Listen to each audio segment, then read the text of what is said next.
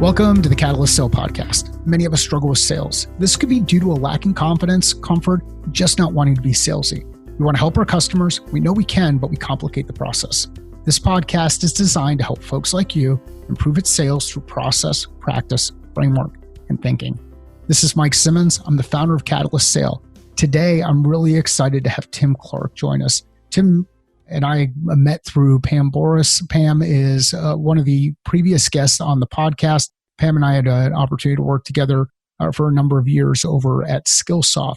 The discussion we have today goes pretty deep into a couple of areas. We start building out some things related to process and timing, how you can go through the process of building out your revenue operations engine. Tim, thanks for joining us. Tim, thanks for joining me today. How are you doing? I'm doing great, Mike. Thanks for having me on.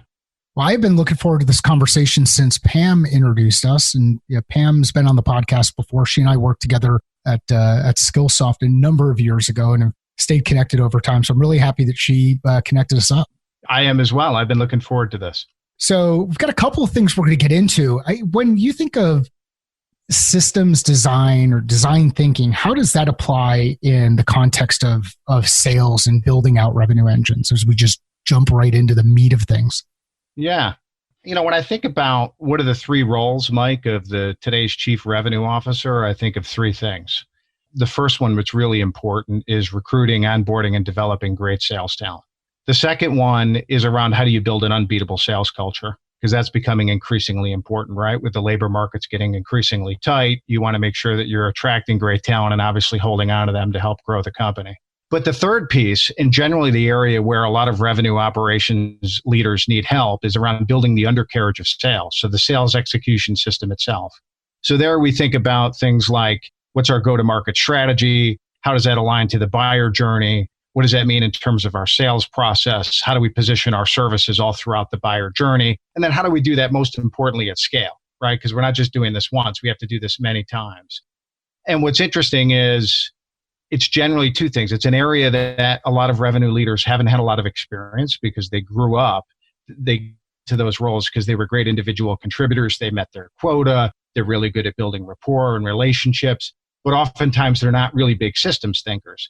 And the other thing I would say, Mike, is they shouldn't be spending a lot of their time there. In today's world, they should be spending almost 100% of their time on building that great culture and really developing talent, because you need to do that over and over and over again. Once you get the sales execution and system in place once, you can really refine it every 6 months. I say oil that machine every 6 months, but you don't need to continuously focus on it and build it every day. So what are some common mistakes that sales leaders that we make when it comes to thinking about this execution system? Well, we can dive into the sprints a little bit. So for example, the first sprint, I call it the 4 Ps, Mike. It's very much like the 4 Ps of marketing. These are the 4 Ps of sales. So the first one is priorities. So getting really maniacal about your definition of an ideal customer, and then organizing your sales team to surge all of your capacity against those types of customers. And oftentimes what happens, and I hear it from reps because I talk to them, and folks that I used to work with, they'll say, oh, I went in recently to a new organization, and the first question my sales leader asked me was, well, where do you have relationships in the marketplace? And the challenge with that is when you think about a value proposition and where it resonates and where you can win profitably, you'd rather be spending your time with those customers that you can win profitably versus where you just have relationships. Because you may have a better chance of closing the business, that it doesn't necessarily mean you're going to win it profitably or service it profitably over the long term. So that's one of the mistakes we see folks make. And I think you can see mistakes pop up in each of the 4 sprints that we run. So let's get into the 4 Ps. Can you share those with the audience? Yeah. So the first one is the priority sprint. And so each of these have an align and invest and enable piece. So there's 4 sprints and there's 3 components within each sprint. So in the priorities, it's, as I said, it's getting really specific about how you define your ideal customer. So for example, at Growth Sigma, Mike, we have 8 different criteria for how we define our ideal customer. So we're very specific on the types of customers that we want to be doing business with. So once you identify who your ideal customer is, you throw all of the accounts that you could be selling to up against that filter. And ultimately, what falls out of that filter is a tiering mechanism. So you say, here are all the tier A accounts, the ones we want to be going after first, or with certain strategies. We're going to invest all of our efforts into these. Here's tier B, here's tier C, tier D, or 1, 2, 3, 4, however you want to tier those accounts. and you get that represented in the CRM system so that everyone within the organization knows where do we have the best chances to win at a profitable measure. Then what you do is you align up your marketing function. So a lot of people talk about the importance of aligning marketing. We think it goes beyond aligning and more towards integrating. And you say, where are we in terms of our brand awareness? How much of an educated sale is this? How do we line up marketing really to service and serve the sales organization? Do we need to create brand awareness? What initiatives do we need to put in place there? What should we be doing to educate our prospect audience across those tiers? And then you define your sales coverage model. So what types of skill sets do you need across the buyer journey within each of those tiers? So that's the priority sprint. And this is generally the more analytical of the 4 sprints. You're really going in and taking a look at historical data to see where you've been successful in the past and really understand the alignment between your value proposition and your addressable market. I think one of the key things that you talk about there is, and you highlight as you were going through it, each of those items that you brought up, they all started with question. It was, how are we doing this? What are we doing this? Who are we doing these things for? So it's important, and I think that reinforces this across this, is to make sure that we're asking questions rather than making assumptions. Is that fair? That's very fair. And particularly in the first sprint, Mike, asking the questions and answering those questions based on data. Now, when you're a startup organization, that's a little bit more difficult. You may be looking at product market fit, right? But the reality is, once you start to iterate, you go out into the organization, you're going to get feedback from the marketplace. So you may start with some hypotheses, but it's how quickly you can adjust those hypotheses really to get aligned with what works and what doesn't. Awesome. What's next? The process sprint. So once you know, here's my addressable market. Here's how I've tiered it. I have it set up in the CRM. This is where I know my salespeople are spending their time. Then it's how do you align yourself to the buyer journey? And as we all know, there's been significant changes within the buyer journey, massive digitization, right? So I think we're all a little tired probably of the statistics in terms of how much of the buyer journey happens before sales gets involved. But it's really interesting to look at what is the root cause of that. And so I've never heard this term, Mike. It's called an exabyte of data. Well, by 2025, according to the World Economic Forum, we're going to produce 463 exabytes of data every single day. That's 100 or 500,000 DVDs is 1 exabyte. So that just tells you how much information is exploding. And information consumes, right? Scarcity comes from anything that information consumes, and that's the attention of all of our buyers. So it's really challenging despite all of this noise, to get the attention of your buyers. So you got to get really specific about what does that buyer journey look like within your addressable market? Who are the buyer personas? What does that look like? What activities should you be doing? What customer evidence should you be inspecting at each stage of the sales cycle to make sure you're providing the right activity based on where the customer is?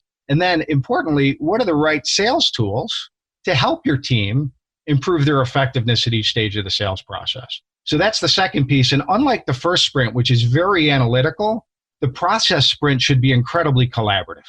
Because as you know more than anyone, Mike, when you're trying to drive change on the ground in terms of what salespeople are doing, it's a fickle group. And driving adoption is really the key. So unless they get their fingerprints on it and they're really buying into what that looks like, they're probably not going to follow the process, which will be to their detriment.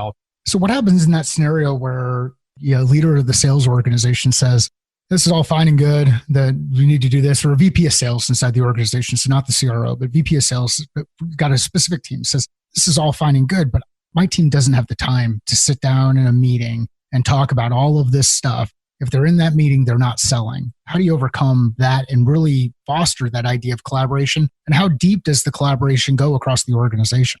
Yeah, I would say in a world where you have complex selling, Mike, if you don't have the guide rails set up, you're going to ultimately spend more time mid-cycle and beyond doing rework and trying to figure out, in other words, building it from scratch. If you actually have the guide rails established in advance, what you allow for is a lot more creativity and autonomy by the sales team. They're not asking questions, can I do this or can I do that? They already know what the general guide rules are, so they can get as creative as they want within the established sales process. So I think if you have that in place, it actually saves more time and breeds more creativity than the reverse. But on the collaboration piece, like that's time that's invested. So as soon as we take somebody out of that operation and we apply them into this, where they've got to collaborate with others, and I'm a big fan of collaboration and I see the value in it. I understand the the value in having the processes and systems in place and where the efficiency can come from. For someone who doesn't understand that, though, the pushback that I would expect that they have is they're like, look, I don't have the time to waste my best sales reps' time and have them involved in this conversation with an internal group of folks. Yeah. Now I get you, Mike. That is the biggest pushback you get from sales leaders, right? Because time out of the field is money. So you really have to find ways to do this in agile sprints and to use their time most productively. You can't be delivering them a 100 to 200 page PowerPoint presentation on what the new sales process looks like, because it's never going to stick. So finding the right balance between getting what's in their head and getting their fingerprints on the ultimate solution while not taking them out of their selling rhythms is really important. Awesome. What comes after process? So the third is the positioning sprint. So, you think about it now, we've surged all of our sales capacity against the right accounts, the right buyers. We're actually making the right motions in terms of our activities against those buyers. Now it's, what do we say when we get in front of them, right? And going back to the point on information, because we're brought in so late into the process, how do we integrate ourselves with marketing so that it's an integrated message, right? And we can get in and influence that buying process as early as possible.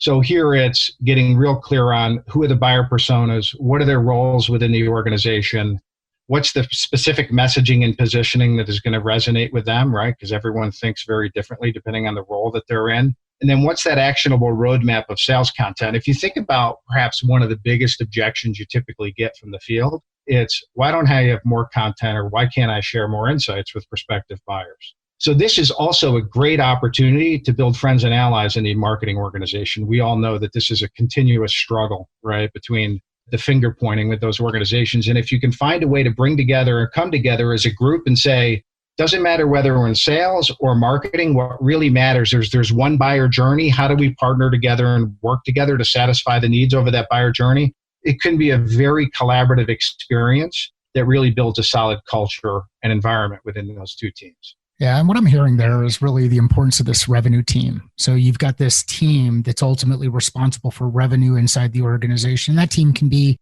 it's on the demand side, it's marketing, could be SDRs, BDRs, could be channel. On the revenue generation side, we've got account executives. On the growth side, we've got customer success. There may be some overlap, but ultimately we've got this team that's focused on generating revenue for the organization through the work that we do with customers.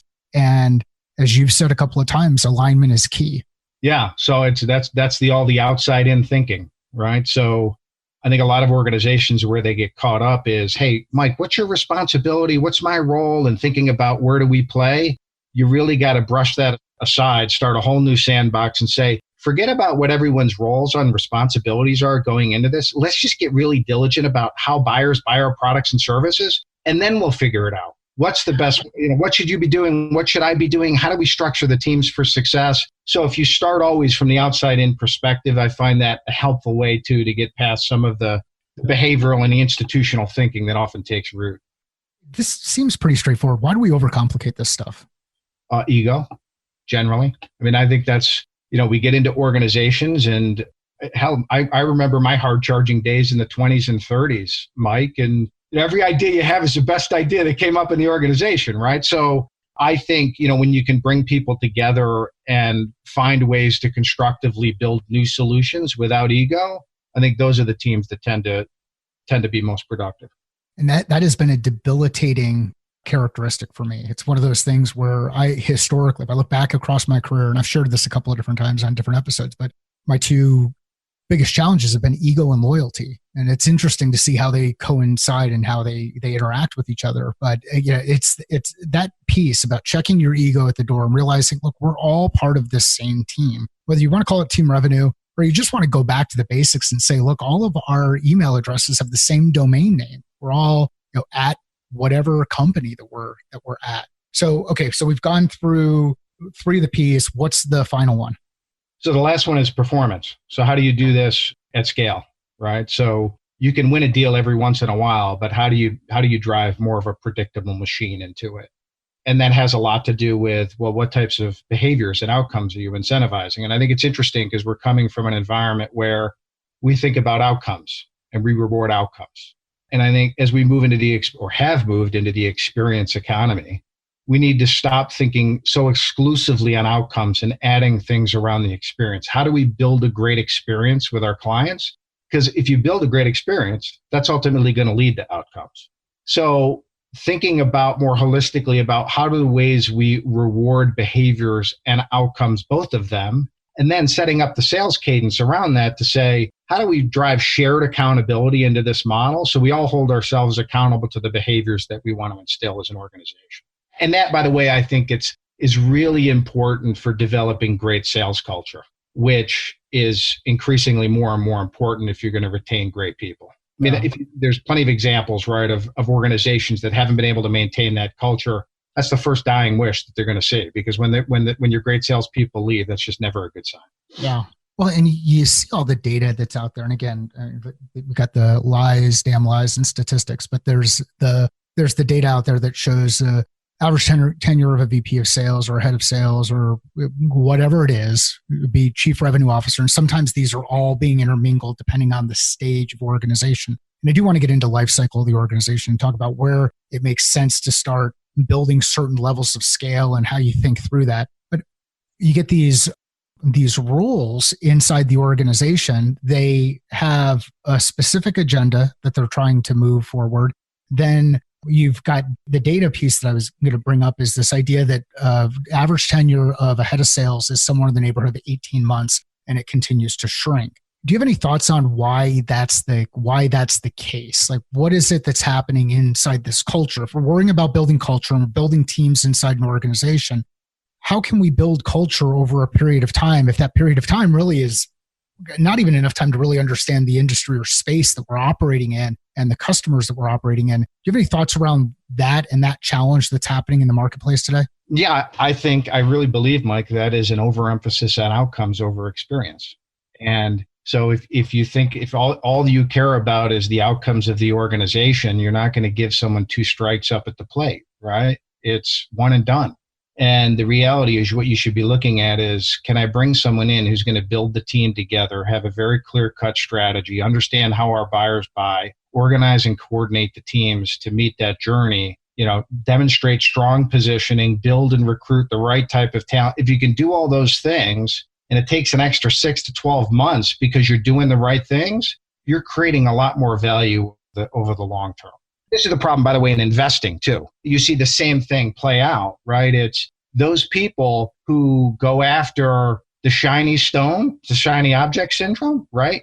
They incur a tremendous amount of transaction costs because they try something for a couple of days. It doesn't work. They try something else. It doesn't work. And they try something else. The transaction costs in the sales organization are people getting frustrated and leaving. What they really want is someone to come in and say, this is our strategy. We're sticking to it. We're going to apply what we call smart sweat. We're going to build a structure and framework around it. We're going to try some things and maybe change the kitchen cabinets sometimes or the plumbing, but the house is the house, and we're going to go after it as fast as we can. But a lot of people don't have the patience for that. Yeah, we got to understand that there are bones that we've created in this organization for a reason. And then we build upon those bones rather than saying, now it's time to bring a bionic piece in here. And I mean, right. To get that bionic piece, it gets expensive. I mean, back when Lee Majors was doing it, he was the $6 million man. And now I guess today that'd probably be like a $6 trillion, or what was the decabyte, the zettabyte version of data, or exabyte version? Maybe it's exabyte. An exabyte $1 million man or something to that effect. Yeah. But one of the things that comes to mind as you're talking through this is just the importance of leaders inside organizations to set expectations properly, whether it's setting expectations outside of the organization to investors, setting expectations outside of the organization to customers, setting expectations inside the organization to the teams. And I think we as sales leaders, we as sales professionals out there can do a better job setting those expectations, not mismanaging those expectations just because you want to get that job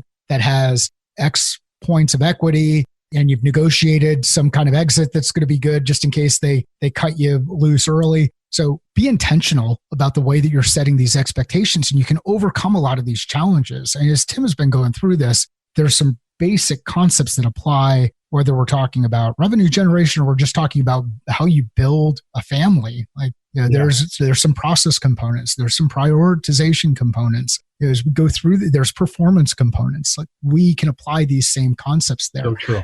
So as you go back and you start thinking about just the different stages that organizations have, and where, like, the most common one that I run into when it can get into some of these early stage organizations is investor says you need to have a VP of sales. You might only be founder driven sales, but all of a sudden you need to have a VP of sales. And it is mind numbing to me the number of times that I hear that one come up. And I wonder what playbook they're pulling it from and what their experience is in actual selling. So can you talk through some of the life cycles that organizations go through, and where do those stages come up, and how can folks be prepared as they start making it through each of those plateaus or those milestones? Yeah, it's a good question, Mike, because I think, this whole concept of systems thinking, which I know you're a big believer in, isn't always valuable early stage within an organization. So if you think about, a lot of this comes from the A.C.T.S framework and methodology for the corporate life cycle. So you think about these startup organizations, right? So here you're a startup organization, a lot of focus on the product. You're thinking about, how do I get product market fit? You're still iterating, right? To say, is what I have valuable to the marketplace? And you're trying to be agile and you're trying to change it, and you're taking customer feedback voraciously.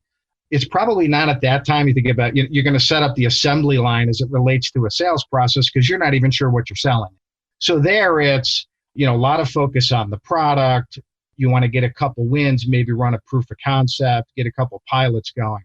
But then as you move into the growth phase, now you're thinking more about net new acquisition. You think about land and expand. It's probably more on the land and expand. You're thinking about, how do I get some more client logos? If you got a customer success team, a lot of it is just around, how do I retain what I sold versus, expand same store sales. But ultimately, you're burning cash in the growth phase, particularly if it's a complicated product or complex sale and it requires a lot of resources and a lot of education. You're burning a lot of cash and you're focusing a lot on sales heroism, is what we call it, right?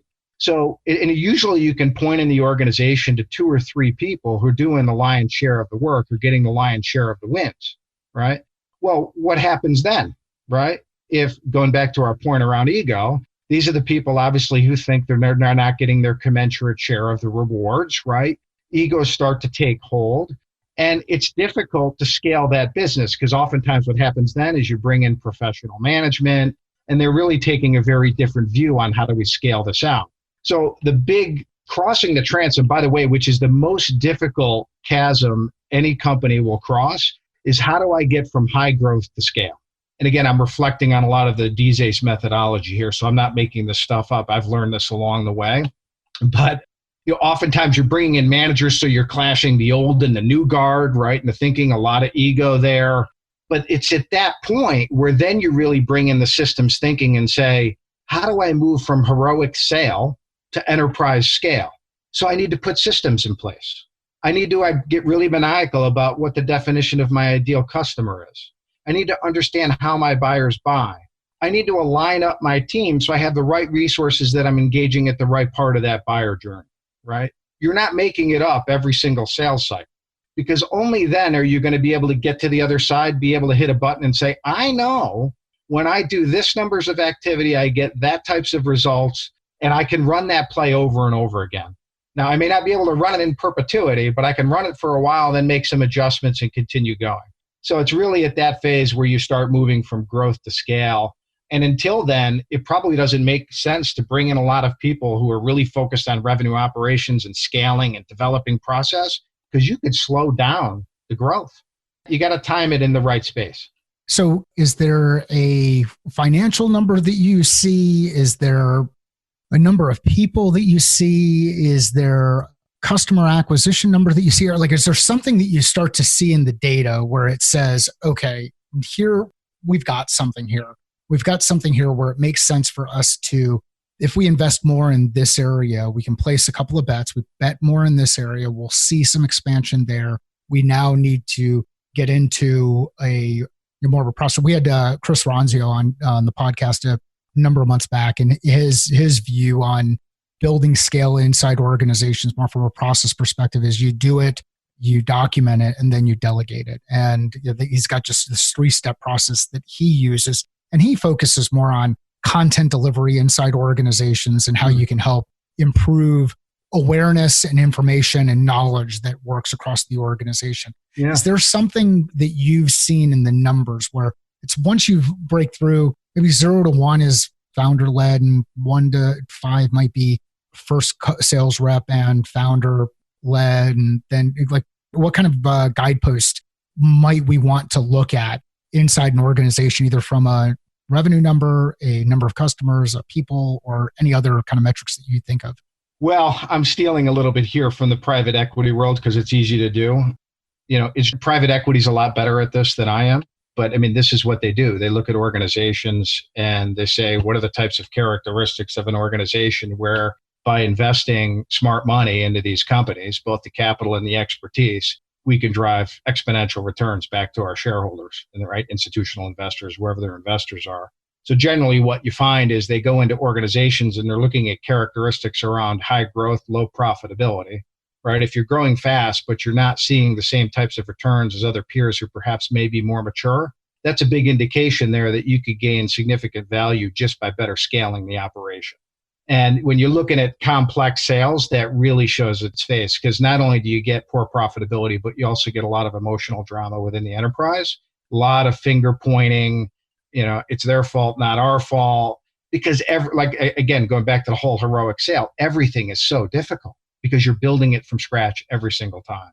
So I think it's a combination of profitability and just culture that really ultimately dictate when an organization is ready to make that investment.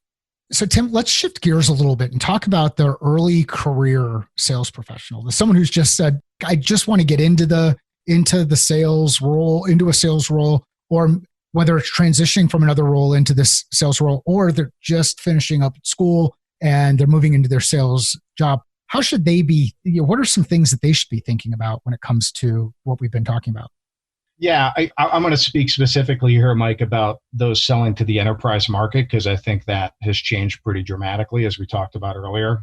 And I guess I'll share a story if I could. When I was in my 20s, when I was in high school, I worked a lot in the restaurant industry. I was a server, and I actually did really well. I was good at creating a great experience, very hospitable, and I made a lot of tips that way. And, at points in my life, particularly in my early 20s when I was transitioning from one job to another, it was an easy career to kind of fall back on and think through what are the next steps. And I remember going in for an interview here in the Northern Virginia area at a restaurant chain. And the manager told me that, hey, Tim, here we have this very team selling or team centric approach to service. So at the end of the night, we split our tips and it's really about the customer. And I remember at the time thinking, wow, I think I could do a lot better at a nice fine dining restaurant where I get to keep all my tips and I have full control, right, over that experience. And I live and die with how much I make at the end of the night. And it didn't dawn on me, and of course at the time, that the world is changing. And it's because it's becoming more complex, particularly in the enterprise selling environment. You have to move from the I to the we, right? And you have to start thinking about, can I go to organizations, much like the Bill Belichick system up at the Patriots, that have a system in place? Because those are the places that are ultimately going to drive long-term value. And if I can sacrifice the very early rewards for the later rewards that come from organizations that are going to be around for the long term and can create more value, that would be a huge win. So that's often the analogy I make is, think about professional sports. The best coaches now develop systems, and they look for players who can work within those systems. And a lot of people can't name the wide receivers for the New England Patriots, but they've won a lot of Super Bowls. They may not be the best receivers on paper, but when you get into some of those system selling environments, it creates great value. Unfortunately, as a Jets fan, I can name many of them, and that's just because they brought me heartache and pain. Yeah. But so, okay. Bill Belichick's always an interesting subject to bring up, because I'm not a Bill Belichick fan, but a lot of people relate to the whole system. Yeah, well, I mean, I'm a fan of what he does. I'm a fan. Yeah. I would have loved it if he did not hand that napkin over to I think it was Hess at the time when he left the Jets organization, and that was all one giant debacle. But that's not what anybody wants to get into. They've heard enough about me talking about the Jets before.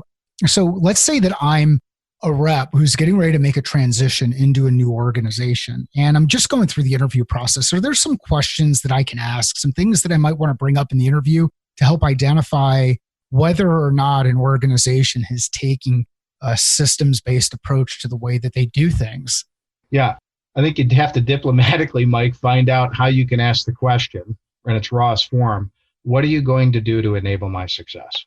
Because I hear it so often from reps. They go into these organizations and they're kind of left to their own devices. They're given a number and they say, go get it. And so the questions I would ask is, how would you define an ideal customer? Have you thought about that? Right? And how do those types of customers that you've defined, how do they buy? What does that buyer journey look like? What tools do you have available that I can use across that buyer journey to enable my success? What resources are going to be available? Have you thought about the types of resources or skill sets against that buyer journey that I'm going to need to enable my success? Do I have availability to access those types of resources? So I think what you get at when you start asking those questions is, has that sales leader really thought about what it takes to enable the seller's success?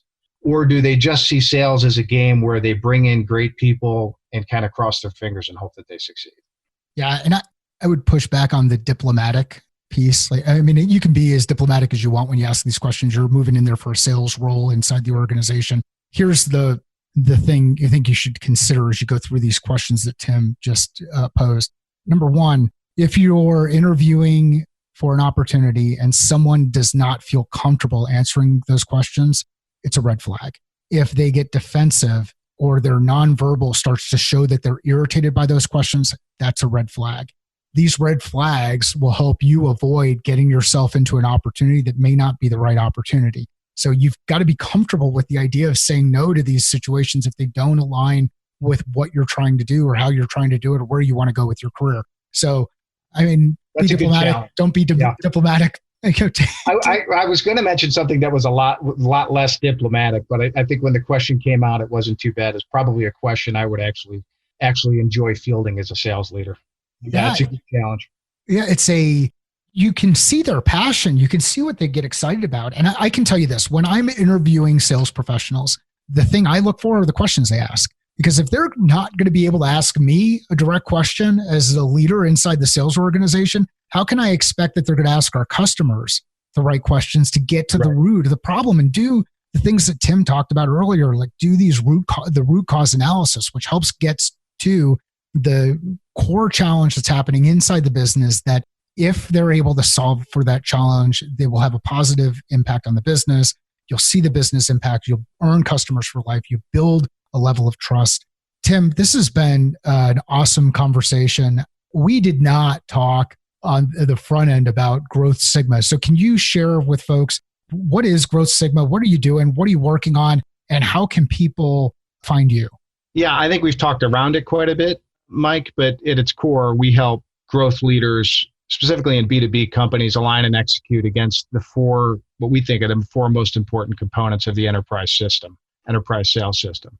So, we think that enterprise sales leaders should be spending all of their time on culture and developing great talent. What we really bring in is that sales execution engine to enable their success. And what's interesting about that is if you make very small changes to the metrics, we see 3 metrics that you can make just a 10% improvement to, where you can grow enterprise value over 80%. So we align with sales leaders. We do it quickly. We're in and out in 120 days. We drive the change and we co-design it with their team, so it's become sticky and it drives adoption. And we run agile sprints. So we're very different than kind of your traditional consulting or advisory firms. And if people want to find out more information, they can go to growthsigma.com. That's our website. Or look me up on LinkedIn, send me a direct message. I'd love to chat with you. Perfect. And we'll include links in the show notes. Tim, thank you very much. Mike, I enjoyed it. Thanks for having me. Thanks for listening to another great episode. Make sure you check out the links in the show notes. If you know someone who'd benefit from hearing this discussion, please share it with them and let us know via Twitter or LinkedIn. I'd like to hear how you are applying the lessons learned and concepts discussed in your role today. Sales is a thinking process. How are you thinking differently about yours?